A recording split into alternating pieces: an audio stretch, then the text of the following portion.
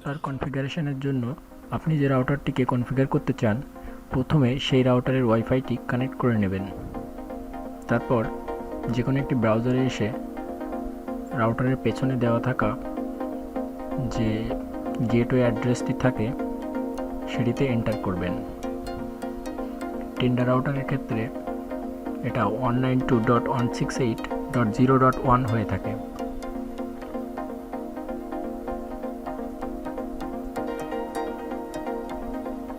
এবার তারপর আপনাদের যার কাছ থেকে আপনারা ইন্টারনেট কানেকশনটি নিচ্ছেন সে আপনাদের যে ইউজার আইডি এবং পাসওয়ার্ডটি দিবে, সেই ইউজার আইডি এবং পাসওয়ার্ডটি আপনাদের এখানে বসাতে হবে।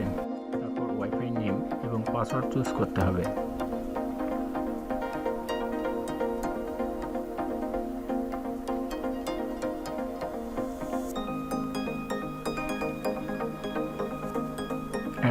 বাটনে ক্লিক করতে হবে।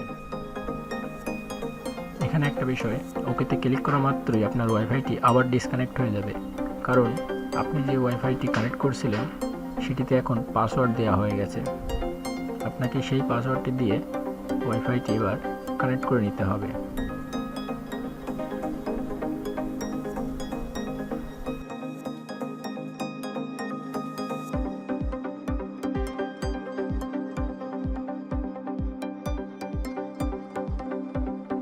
এবার পেজটি রিলোড করতে হবে।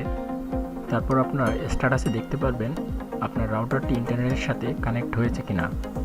এখন আমার ইন্টারনেটের যে কেবলটি সেটি আনপ্লাগ করা আছে, যার জন্য আমার এটি ইন্টারনেটের সাথে এখন কানেক্ট হয়নি। কিন্তু আমি আগে থেকেই রাউটারটি কনফিগার করে রাখতে চাই।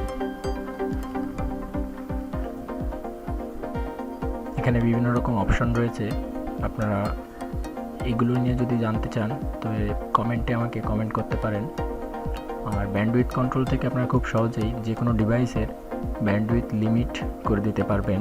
ওয়্যারলেস রিপিটিং থেকে একটা রাউটার থেকে ওয়াইফাই রিসিভ করে অন্য রাউটারে সেটি আবার রিপিট করতে পারবেন।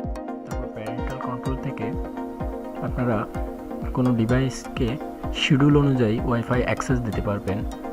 যেমন ধরেন আপনার বাড়িতে কোনো ছোট বাচ্চা আছে বা কাউকে আপনি চাচ্ছেন যে শুধুমাত্র কিছু সময় সে ওয়াইফাই অ্যাক্সেস পাবে, বাদবাকি সময় সে ওয়াইফাই অ্যাক্সেস পাবে না, এমনটি করতে চাইলে আপনারা প্যারেন্টাল কন্ট্রোল থেকে এটি করতে পারবেন। যদি এ ব্যাপারে আপনাদের বিস্তারিত জানার থাকে তবে আমাকে কমেন্ট করে জানাতে পারেন। ভিডিওটি যদি আপনাদের ভালো লাগে তবে একটা লাইক দিয়ে দিন, যদি ভালো না লাগে তো ডিসলাইক বাটন তো রয়েছেই। এরকম আরও ইনফরমেটিভ ভিডিও পেতে আপনারা সাবস্ক্রাইব করে আমাদের পাশে থাকুন।